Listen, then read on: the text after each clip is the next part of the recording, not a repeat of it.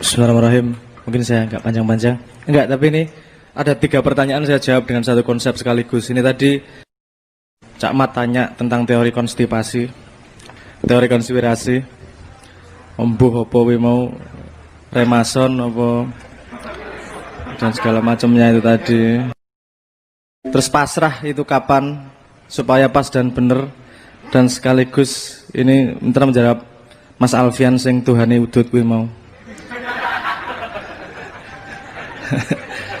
Neng enak Mas Tuhan iso ganti merek sak enake dhewe iki.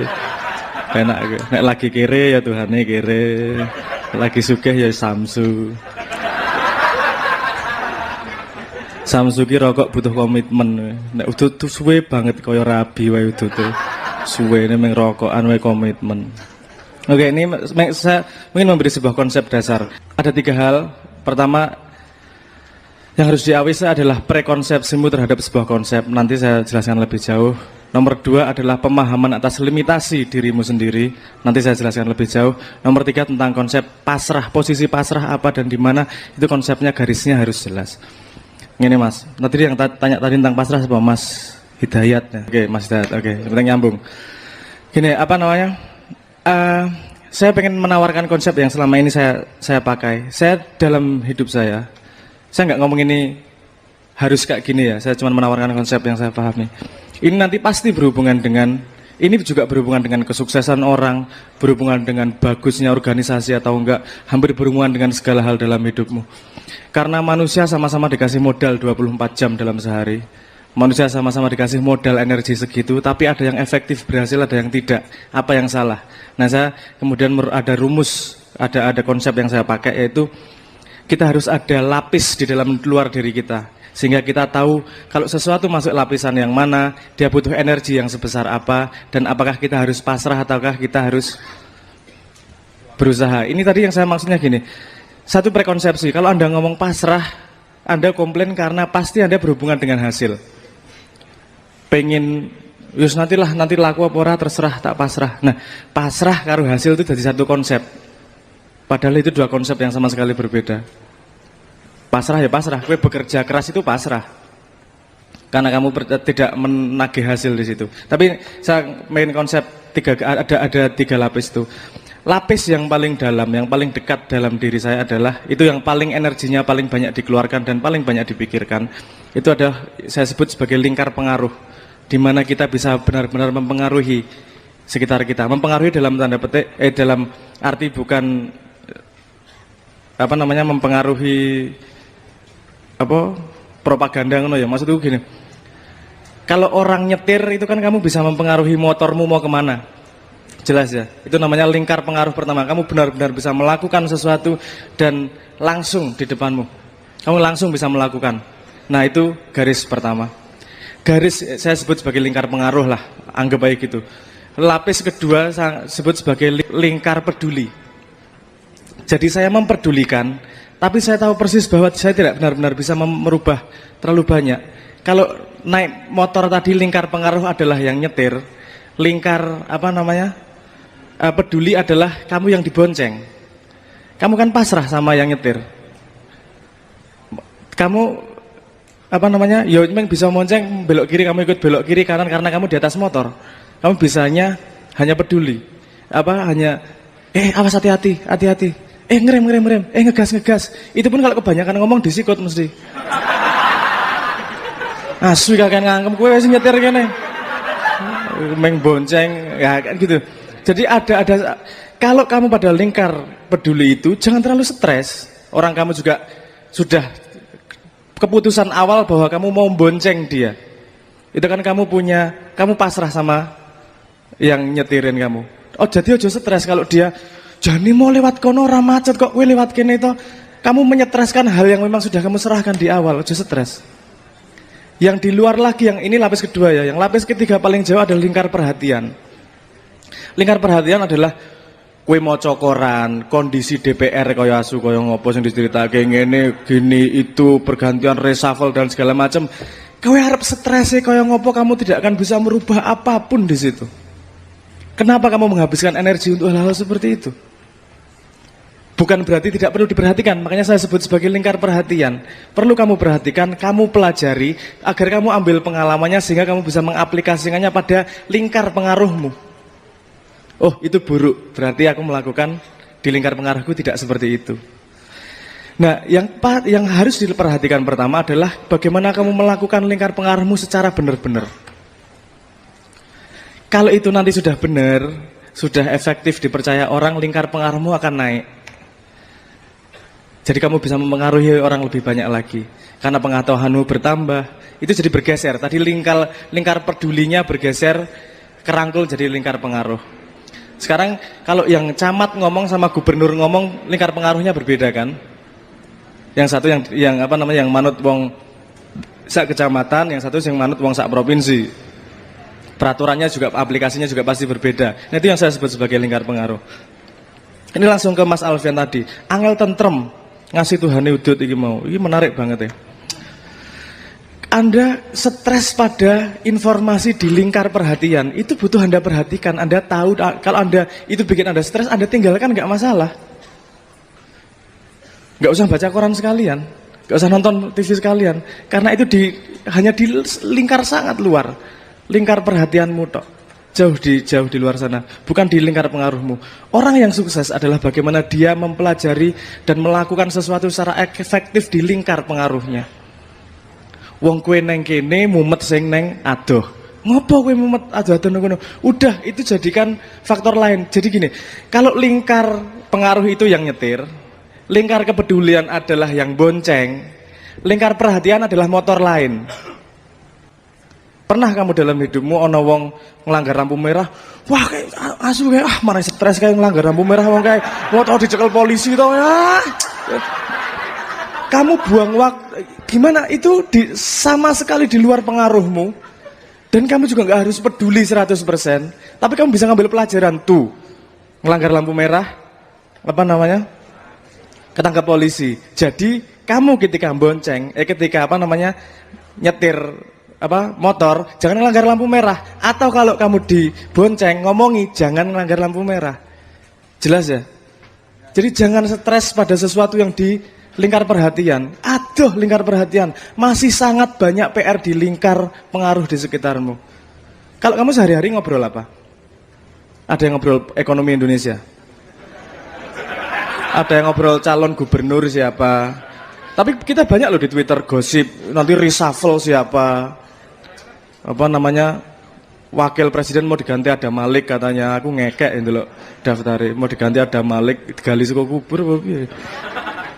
Nah itu banyak orang-orang yang ngobrolnya di topik-topik di lingkar lingkar apa senengnya aku nyebutnya lingkar perhatian, tapi malah melupakan yang di lingkar pengaruh dia. Kamu jadwalin sehari-hari, melakukan apa yang bisa kau rubah sehari-hari biar bisa lebih efektif. Agar aku ki pemimpin kok ora dipatuhi to karo ngisor-ngisore. Loh, berarti aku lingkar pengaruhku, walaupun sebenarnya potensi lingkar pengaruhku luas, tapi lingkar pengaruhku sangat kecil nih. Berarti ada yang salah sama diriku. Apa coba aku awasi? Orang juk nyalahke wong malan. Kan kamu tahu, itu lingkar pengaruhmu. Bahkan nyari pacar, gue sing isik jomblo gue. Ceng.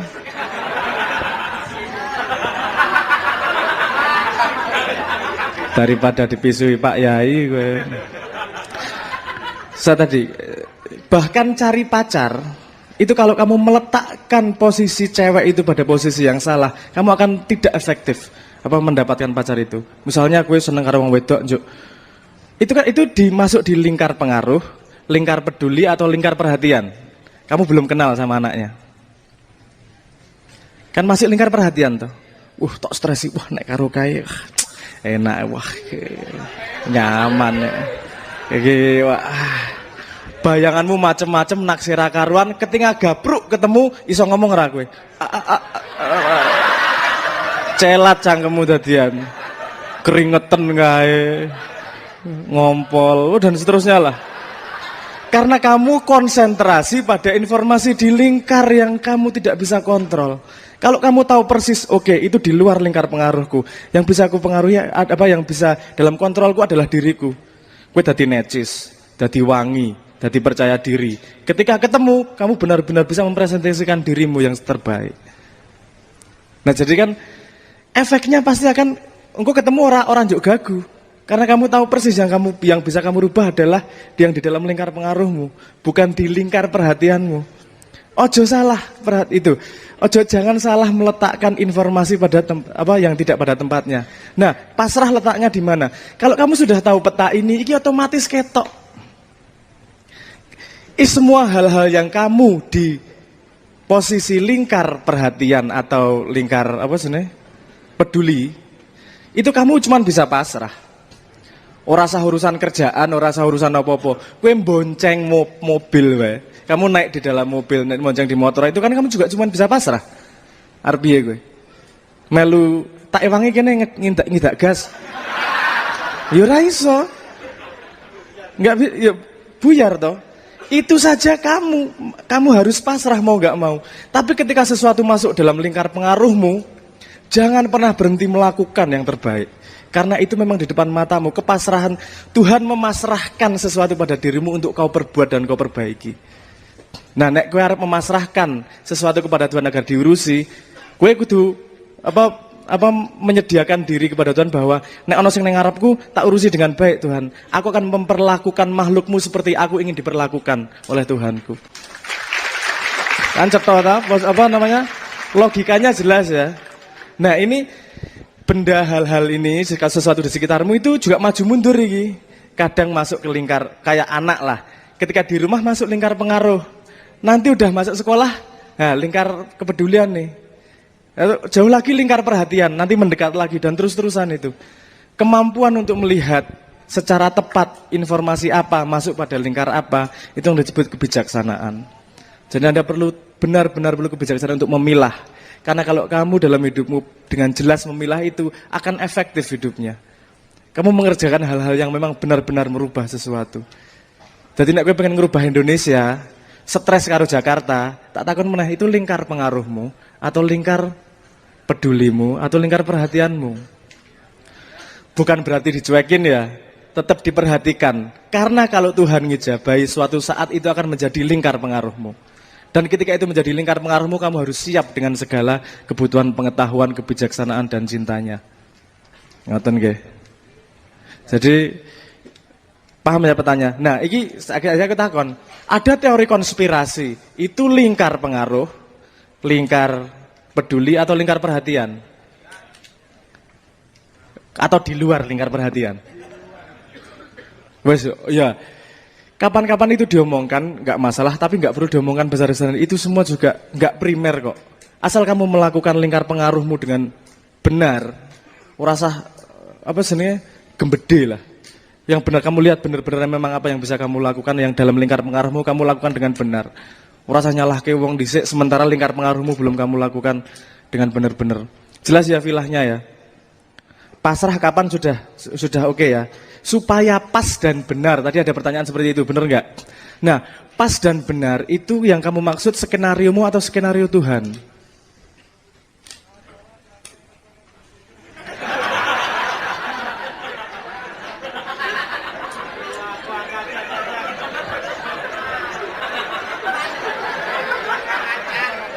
Oke, itu lingkar pengaruh atau lingkar perhatian atau lingkar kepedulian.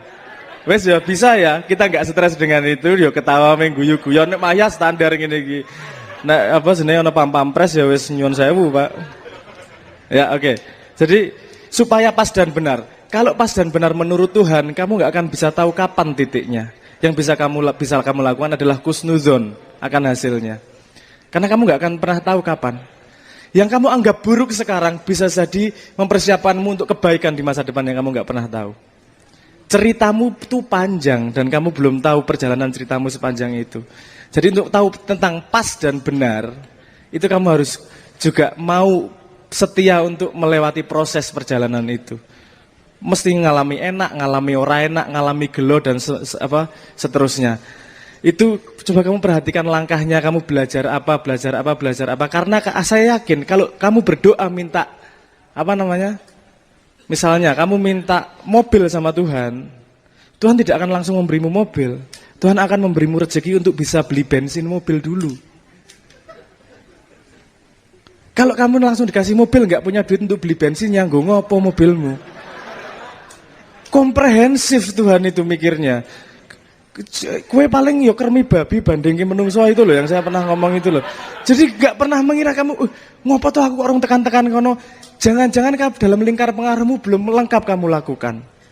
Belum lengkap kamu bereskan. Nanti kamu dikasih mobil, nggak bisa nyetir.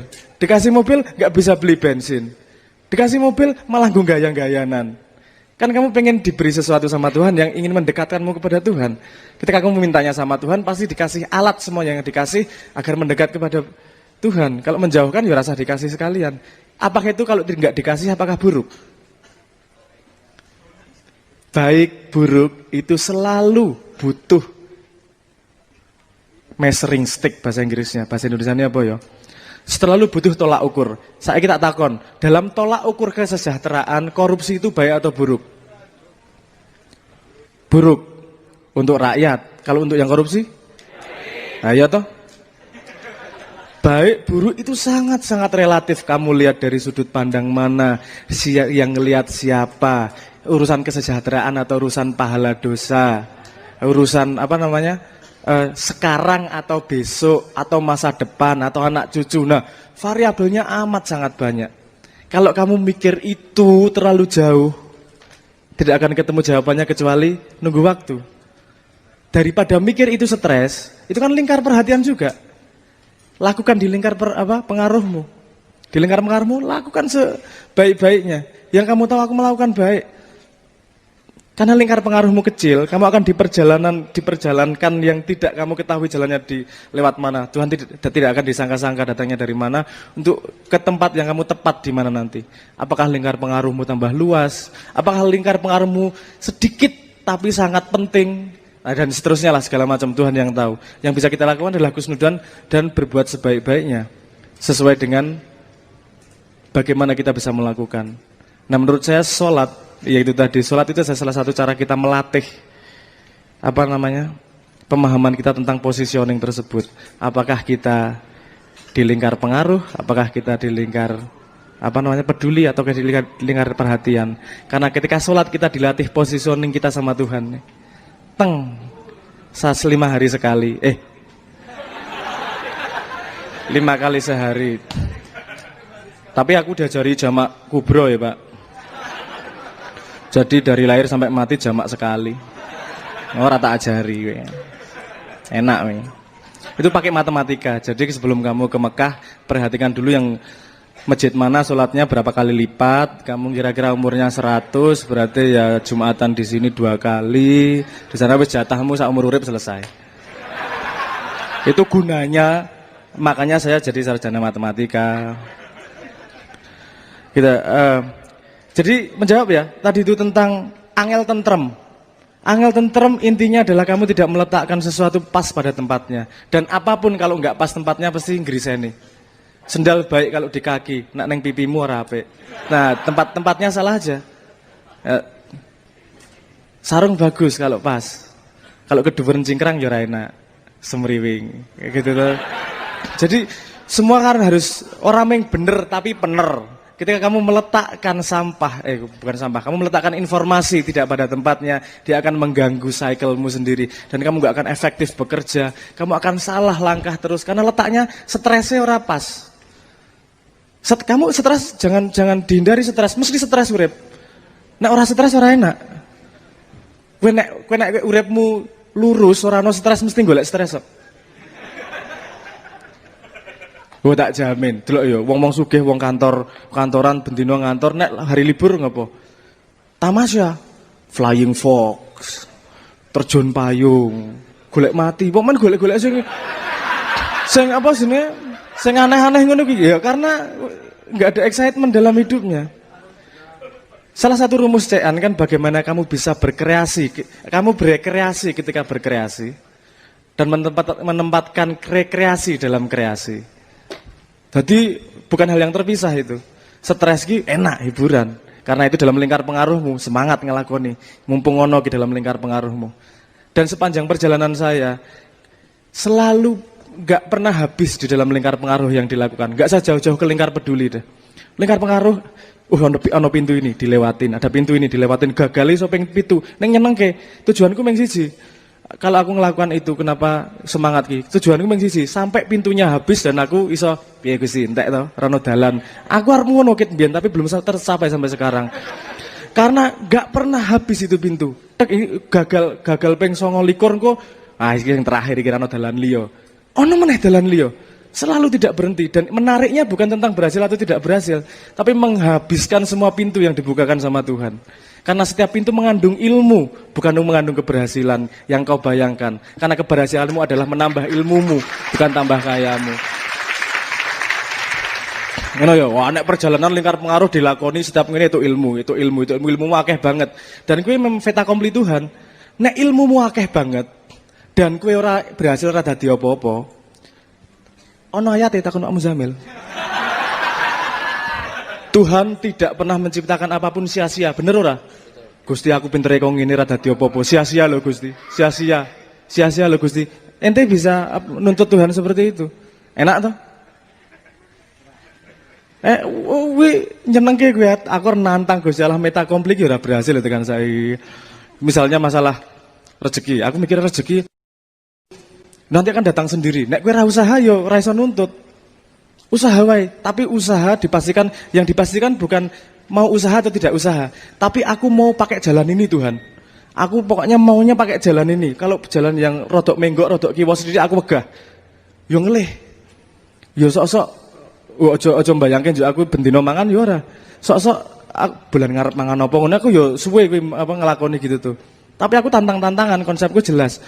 Tuhan itu menjamin rezekinya setiap manusia. Aku cuma membuka pintu ini dalam hidupku untuk datangnya rezeki. Iki sing modar malaikat iki. Bagi rezekinya kan lewat malaikat. Malaikat ono KPI nih. Key Performance Index rezeki untuk si dia segini. Malaikatnya dancuk iki saka ngendi pira iso dileboni. Suara iki tak keinggi wa sithik ora gelem kek ngene ora gelem-geleme kae terus. Mau enggak mau dia daripada digebuki Gusti Allah.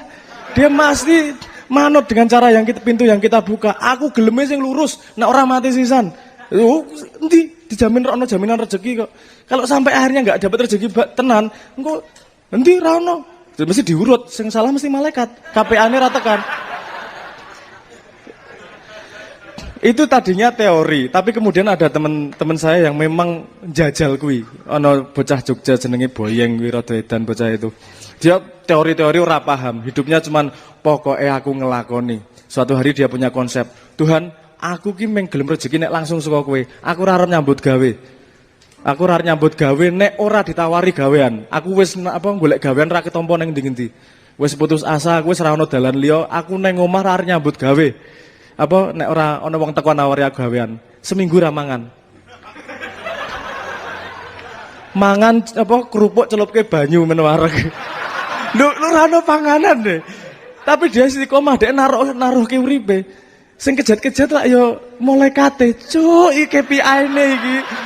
Iki nek ora sampai KPI-ne mate iki dek provokasi sapa iki sing gelem, sapa iki sing gelem. Iki akhirnya ada yang datang nawari dia jadi kernet. Yo dia enggak bisa nolak, orang ada yang nawarin kerjaan kok. Akhirnya datang juga jadi kernet. Dan dia milih jodoh yang ngono. Pokoknya sing engko kelambi biru tak delok pertama, tak rabi. Duh, itu cara dia bermesraan sama Tuhan loh. Aku belajar akeh sama anak itu. Gendeng ya wani uripmu ya. Akhirnya rabi. Rondo itu Loh. Dia apa namanya mendedikasikan hidupnya untuk perjuangan dan jangan salah loh. Seketika dia cerita-cerita, saya merasakan benar betapa dekatnya dia dengan Tuhan dengan caranya sendiri. Unik luar biasa.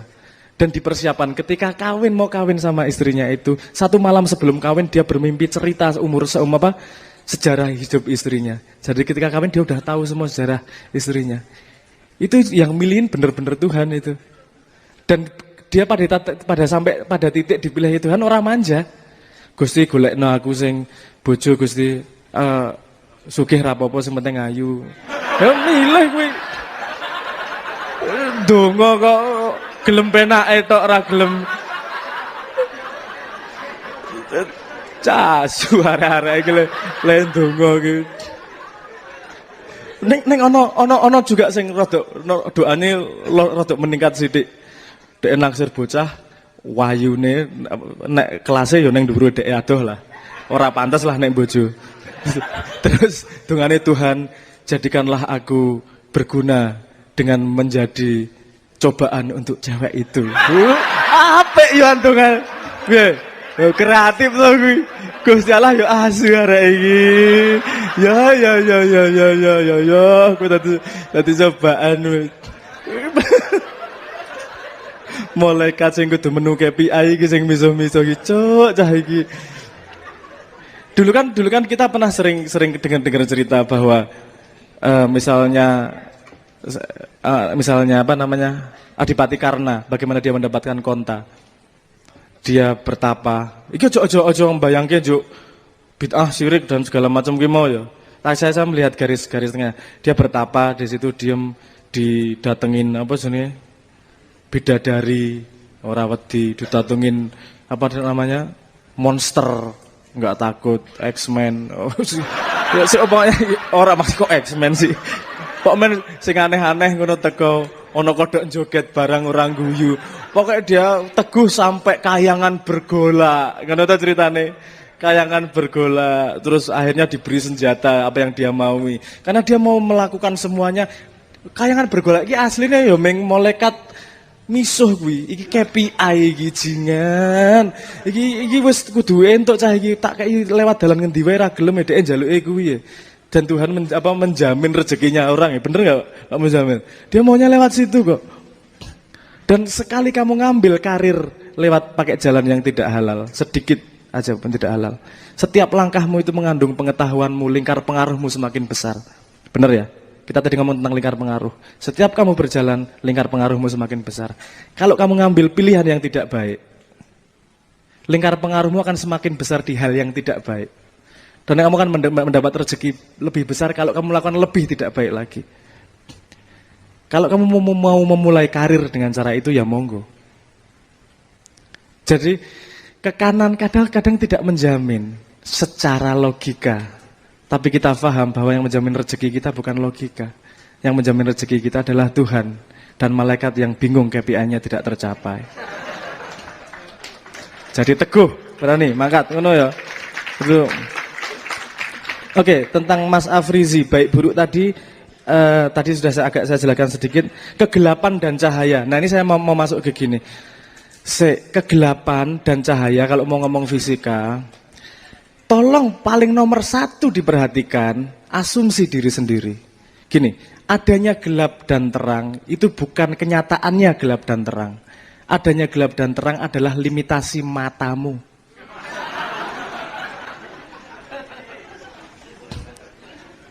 Paham ya? Cahaya itu yang disebut sebagai gelombang elektromagnetik. Gelombang elektromagnetik itu dari inframerah yang sangat rendah, ultraviolet tinggi sampai gamma ray, X-ray dan seterusnya. Yang bisa kamu lihat cuma dari Magic Webinio. Hanya segini. Yang lain nggak bisa kamu lihat. Ketika yang kamu lihat tidak hadir, kamu sebut gelap. Karena kamu tidak bisa melihat. Jadi kegelapan itu tidak ada. Kegelapan adalah ketidaktahuan karena limitasimu. Semakin luas limitasimu, semakin kuat pengetahuanmu, semakin luas pemahamanmu, semakin luas lingkar pengaruhmu, yang gelap itu akan berubah menjadi terang. Jadi memang butuh dialektika untuk memahami. Karena enaknya makan itu bukan karena lauknya, tapi karena laparnya. Enaknya tidur itu karena ngantuknya. Enaknya itu karena nya. Nah, lanangi gayane. Wah. Siapa yang wis tau neng Doli? Menurut riset nih ya, aku tahu nganu takon iki. Ngono aku yakin bener ora buktekno nek kowe neng Doli. Kowe mbayar sak durung karo bare mesti beda rasane. Nek sak durung rasane ni ora masalah kaya Arjuna, nek bare rasane gelo banget dadine. Itu betul menunjukkan bahwa itu hanya urusan sebab akibat, urusan apa namanya? Gelap terang itu tadi, dan itu dialektika terus, gelap terang tinggi rendah, apa dingin panas dan seterusnya. Saya nyambung ke Mas Alfi, tidak perlu menyalahkan enggak, saya pikir kalau pada sudut pandang Pak Muzamil sebagai pencetus apa namanya fikih selimutan itu tadi, misalnya fikih Muzamili, beliau wajib meyakini kebenaran itu. Loh kalau dia tidak meyakini kebenaran, ngapain diomongin? Pasti yang dikeluarkan yang paling benar menurut Pak Muzamil. Tapi seperti yang dikatakan Pak Muzamil, ini mah iya, nggak ada nyalah-nyalahin. Yang ada adalah apa namanya menyampaikan wacana yang berbeda. Kalau saya ngomong dari Jogja, Jakarta, itunya berapa? Jaraknya berapa misalnya? Kok Jogja, Surabaya, Malang, jaraknya berapa? Berapa? Hah? 200 apa? Surabaya Malang 80 kilo 80 kilo. Kalau saya ngomong 80 juta mili gitu, bener nggak kira-kira? Oh nggak salah itu 80 kilo nggak bener, yang bener 80 juta 336.542 milimeter. Misalnya ngono gue. Ketika saya menyalahkan, saya yakin karena sudut pandangku adalah milimeter. Mana yang lebih benar? Yo meng urusan ngene to, pas-pasan to. Mosok kowe ngomong jarak kowe nggo milimeter. Tapi milimeter juga penting karena kalau kita ngomong berapa lebar pensil, yo 0,003 km misalnya. Yo rapas. Ada tempatnya di mana-mana. Nah, ini Pak Muzamil yang 1400 tahun tadi ngomong kilometer, ayo sudut pandang lain kita ngomong milimeter. Jadi ada yang lebih presisi, ada yang lebih tepat. Bukan berarti yang kemarin salah. Yang kemarin ada tempatnya untuk memahami. Untuk orang-orang yang lebih klik memahami di situ, ya nggak masalah. Jadi saya yakin Pak Muzamil nggak menyalahkan. Apalagi tadi nyambung ke Mas Ariana. Kok tulisannya Aryan? Harus Muslim, kalau menurut Cak Nun nggak harus Muslim masuk Islam. Saya yakin Cak Nun nggak pernah ngomong gitu. Masuk surga. Iya, Zakir Naik ngomong harus Muslim. Dan tadi kan membandingkan, kan itu berlawan dengan dikatakan Cak Nun, nggak harus Muslim masuk surga. Kok saya yakin ya Cak Nun nggak pernah ngomong syarat orang masuk surga. Karena Cak Nun, jangankan surga, ngomong Muslim aja saya Muslim gitu ya ngomongnya. Apalagi berani bikin hukum bahwa ini boleh masuk surga, ini enggak. Mesti ya kalimatnya koyo-koyone nek ra ya karo guyon. Jadi bukan statement keras. Saya ya sangat yakin karena urusan surga yang tahu selalu Allah, bukan kita yang tahu. Kita hanya berusaha membuat Tuhan terharu. Wes rasa bayang hitung-hitungan dosa karo pahala juga. Wani ta, hitung-hitungan tenan, wani. Dosamu karo pahalamu dihitung. Nek wani ya ora apa-apa, nek aku ra wani, aku mending golek terharune Tuhan wae. Nek Tuhan terwe alah rek cah iki. Kuwi lho, aku terinspirasi dari banyak misalnya ada yang cerita pelacur mengasih minum anjing. Kuwi kan urusan terharu kuwi. Alah rek, nduk kowe iki. Karo ya wis mlebu surga wae, terharu urusane. Dudu urusan dosa pahala. Dapuranmu dosa pahala. Rasa nantang-nantang ning kono. Wis berjuang sing bener sak iso-isone, ketabrak-tabrak salah-salah ning pokoknya aku berusaha untuk Tuhan. Seperti kamu melihat anak kecil, dia ngambil lapel dan mencoba ngepel lantai di ruang tamumu dan malah kacau habis-habisan, basah-basah semuanya. Apa kamu marah sama anaknya? Tambah sayang tuh, cah iki pinter rek, padahal ya bodoh. Ya padahal bodoh loh. Tenan ra? Dia tidak beres melakukan pekerjaan dia. Tapi yang kamu lihat bukan hasil pekerjaannya kan. Betapa dia niat mau melakukan itu dengan limitasi yang dia miliki. Kita manusia sudah pasti punya limitasi. Tapi betapa niat kita ingin ke situ yang nanti akan membuat Tuhan terharu. Dudu hasilnya, nek hasilnya wah kermi babi arep banding ke hasil ya wis rasa ngimpi lah. Wis api-api berusaha dusur-dusur ngene ya njaluk ampun, wis momen lingkar pengaruhmu lakukan dengan benar. Banyak lingkar pengaruh dengan sudut pandang sama, dengan konsep visi dan sama akan menjadi lingkar pengaruh yang sangat besar. Dan kalau mau merubah Indonesia tidak bisa dengan lingkar pengaruh yang kecil, dengan besar, tapi jangan pernah dengan membesarkan diri, tapi dengan kecil-kecil yang berhubungan satu dengan yang lain dan menjadi besar, dibesarkan oleh Tuhan. Semoga gitu jadinya.